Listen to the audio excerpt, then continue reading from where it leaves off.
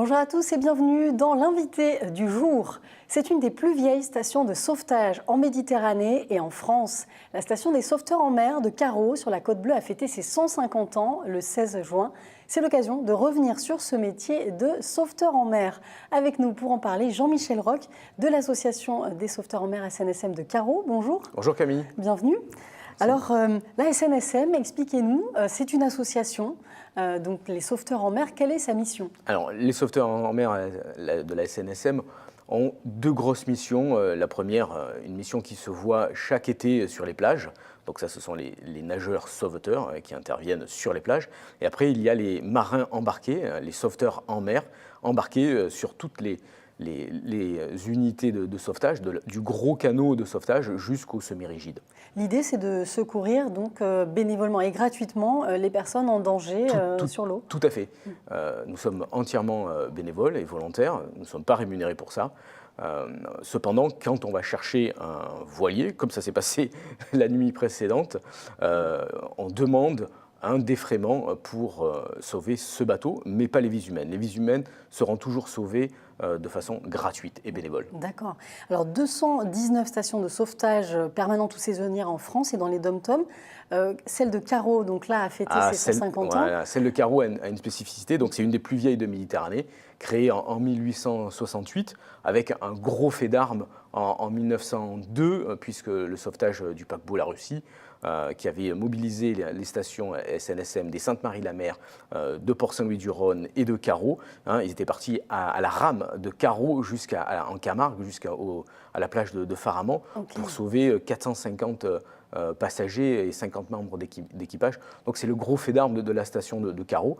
Mais de nos jours, on fait à peu près une centaine d'interventions. On sauve d'une mort ou d'une noyade à peu près une vingtaine de personnes, ce qui représente 100 personnes secourues. Donc c'est important. Comment ça se passe? Vous êtes déclenché, on ne sait jamais, voilà, il y a quelqu'un qui est de permanence et puis le téléphone sonne, on doit partir? Tout à fait. Il y a quelqu'un de chez nous qui a le téléphone d'astreinte. On se le passe à tour de rôle. Et puis, comment ça se passe? Vous êtes en péril en mer, soit vous décrochez votre téléphone, vous faites le 196, ou à la VHF, vous faites le 16, et là vous tombez sur le CROSS, le CROSS Med qui est à la garde. C'est géré par la préfecture maritime, ça? Voilà, c'est exact. Et eux, ils vont déclencher les secours, dont nous, ils nous appellent pour intervenir. Donc nous devons appareiller en 10 minutes. Donc c'est pour ça que les sauveteurs en mer habitent très très près de la station dont ils dépendent. Donc nous, c'est La Couronne, Carreau, Saucé-les-Pins. Et en 10 minutes, on doit appareiller pour aller secourir les gens en mer. D'accord, oui, il faut être réactif. Il faut être réactif. Le téléphone, même comme ça s'est fait la nuit précédente, à 1h du matin, ça sonne très très fort et on court à la station. Et donc évidemment, c'est une équipe, voilà, il y a chacun un petit peu son métier sur le bateau. Tout à fait. Il y a un patron qui est à la barre du canot tout temps. Nous, c'est un canot tout temps, donc c'est-à-dire que c'est le plus gros bateau de la SNSM. Il est auto-redressable, évidemment, il ne peut pas couler, il va à une moyenne à peu près de 18-20 nœuds. Voilà, donc ça, c'est le patron qui est à la barre. On le voit là, sur cette image. Oui. Alors là, avec nos collègues de Notre-Dame-des-Marins de Martigues, on va revenir aussi sur Martigues, qui a une spécificité. Donc, il y a un patron, un radio qui s'occupe de la VHF, un mécanicien pour la salle des machines, et après, des matelots. D'accord, oui. L'idée, évidemment, c'est de travailler en coordination, de bien s'entendre. Tout à fait. Et d'optimiser, d'aller le plus vite possible sur le lieu. Tout à fait. Alors, on parlait de Carreau Martigues. La particularité de la commune de Martigues, c'est la seule en France et DOM-TOM à avoir 3 entités SNSM, puisqu'il y a une vedette qui est dédiée à l'étang de Berre. Après, il y a notre vedette à Carreau. Nous, on balaye tout le golfe de Fos, la Côte Bleue et bien plus au large, parce que c'est une grosse vedette. Et après, on a le centre de formation et d'instruction, qui est l'ancien bâtiment de notre station, mais que nous avons filé à nos collègues. Donc c'est la seule ville de France à avoir 3 entités SNSM sur son même territoire. Et donc là, vous êtes ensemble, vous collaborez aussi justement avec les autres stations de temps en temps? Tout à fait. Il y a un mois, on a fait une grosse intervention au large, avec l'intervention de l'hélicoptère, la Marine nationale.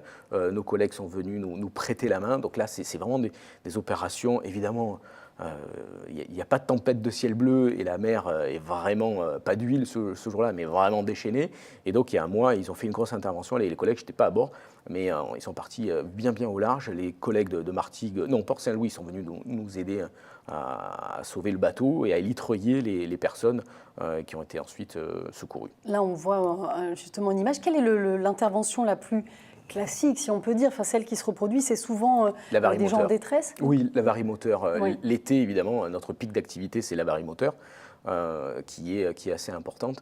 Alors nous, le fait que nous sommes placés face au golfe de Fos, il y a quand même des tankers qui passent, et souvent, le coup classique, c'est l'été, il n'y a plus de vent, les personnes qui sont à la voile, il n'y a plus de vent, donc elles n'avancent plus, elles démarrent le moteur ne démarre pas, elles se trouvent dans le rail montant ou descendant du golfe de Fos, et donc là, elles se retrouvent à des super tankers, et il faut intervenir rapidement pour les dégager tout simplement. Ça, c'est l'activité classique. Après, l'hiver, ce sont de grosses interventions avec des professionnels, avec des pêcheurs par exemple. Voilà, ça, c'est des opérations plus musclées. Parce que vous le disiez, la situation est bien particulière sur la côte. Vous êtes exposé vraiment aux tempêtes du vent d'Est, et donc voilà, il y a une mer qui est souvent formée. C'est stratégique. Voilà. Les stations SNSM sont positionnées de façon stratégique en fonction des lieux. Et nous, c'est vrai qu'à Carreau, on a toujours une forte houle, on a toujours du vent. C'est quelque chose d'assez compliqué à sentir, et donc les interventions SNSM sont très particulières chez nous à Carreau sur la Côte Bleue. Qui peut devenir sauveteur embarqué? Je crois que la moyenne d'âge c'est à peu près 49 ans, donc les gens ont souvent un métier évidemment à côté. Tout à fait, tout le monde peut être à bord de cette vedette SNSM. Il suffit d'avoir une bonne consistance, être costaud, résistant et évidemment pas avoir trop le mal de mer. Voilà, ça c'est quand même la chose la plus importante. Pas stressé, puisqu'il faut arriver à sauver les gens sans qu'il y ait un suraccident à bord. Donc c'est vraiment des conditions de confiance entre nous, chacun à son poste. On n'a pas besoin de se parler beaucoup, c'est des ordres, c'est quand même, on n'est pas militaire, mais on est dans des situations d'urgence, donc il ne faut pas faire n'importe quoi. Vous formez aussi les nageurs sauveteurs qui interviennent l'été, donc il y a tout un rôle également de formation. Tout à fait. La formation, on devient de plus en plus, entre guillemets, pro. On est quand même formé toute l'année à des gestes, et l'été, les maîtres nageurs sauveteurs sont aussi formés à toutes les caractéristiques du sauvetage sur les plages. Les noyades sont encore courantes, c'est vrai qu'on l'été, malheureusement, les petits-enfants, il y a toujours souvent ce manque de surveillance des parents, parfois qui se laissent déborder. C'est ça. Il y a un rôle vraiment majeur de votre part. C'est la prévention, c'est pour ça que pour les enfants, on a des bandes dessinées. Après, les maîtres nageurs sauveteurs sur les plages ont tout le temps leur cabane rescue ouverte pour accueillir les parents qui sont en détresse, qui ont perdu leur enfant sur la plage, mais après pour intervenir sur des opérations malheureusement plus graves, plus compliquées.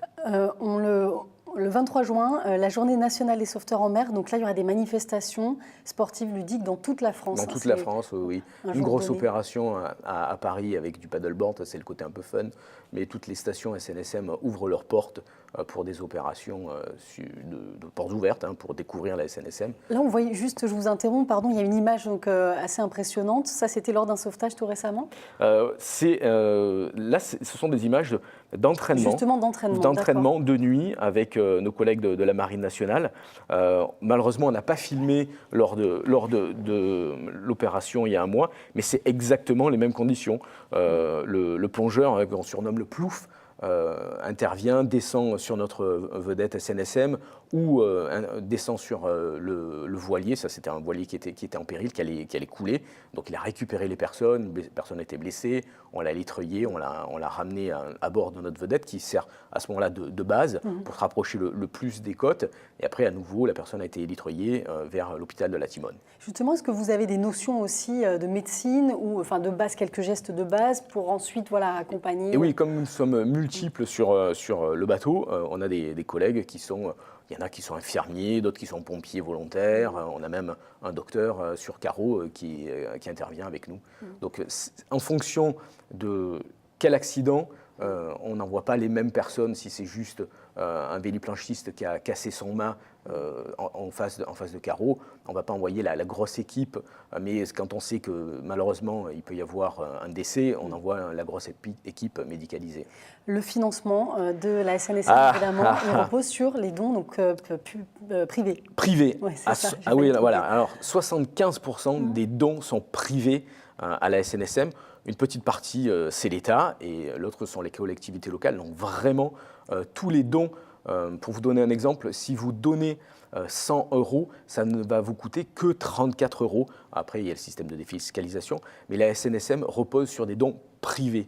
Oui, ça c'est important de le dire, tout le monde peut participer important. Évidemment. Exactement. Et d'où ces actions de sensibilisation voilà, qui sont importantes. Pour faire découvrir les bateaux. Un bateau comme le nôtre, qui a une durée de vie à peu près de 30 ans et qui est en fin de vie chez nous, il va être remplacé dans quelques années, ça coûte 600 000 €. Par contre, nous n'avons pas de salaire, donc ça équilibre et ça fait une balance. Voilà. Dernière question, qu'est-ce qui justement vous passionne? Pourquoi vous êtes lancé là-dedans? Je ne sais toujours pas pourquoi. Non, évidemment, je travaille dans le monde nautique, sportif nautique, donc j'ai une approche, une fibre vers la mer. Mais pourquoi je fais ça? Je n'en sais rien. Le jour où j'aurai trouvé la réponse, j'arrêterai. Parce que c'est complètement fou, parce que vous vous réveillez à n'importe quelle heure du jour ou de la nuit, vous partez dans des conditions, c'est pas pour une balade, c'est souvent tendu, la mer est déchaînée, quand c'est l'hiver, il fait froid. Voilà, il y a une vraie utilité. Il y a une vraie utilité, vraiment. Ouais. Nous, notre passion, c'est quand on voit des gens qu'on a sauvés. J'ai à l'esprit une intervention de l'année dernière, un bateau qui s'est échoué en Camargue. On n'a pas pu approcher avec notre canot tout temps, on a sorti notre petite annexe, il y avait vraiment des conditions musclées. Et là, vous récupérez deux personnes qui sont trempées, qui étaient en plus en pyjama parce que c'était la nuit, et elles quittent leur bateau avec juste un petit sac plastique avec juste leur portefeuille et leurs documents d'identité. Et puis vous les ramenez sur le quai et elles vous font un gros merci. Elles tombent dans vos bras, elles ont tout perdu, mais elles ont sauvé le principal, quoi. C'est la vie, leur vie humaine. Et nous, on est là pour sauver des gens, et c'est le plus important. Merci en tout cas Jean-Michel Roch d'être venu donc nous présenter votre action. Sachez que la journée nationale des sauveteurs en mer, c'est le 23 juin. Donc rendez-vous pour visiter les portes ouvertes un peu dans toutes les stations de la région. Merci de nous avoir suivis. Je vous souhaite une très belle soirée sur Provence Azur. Merci.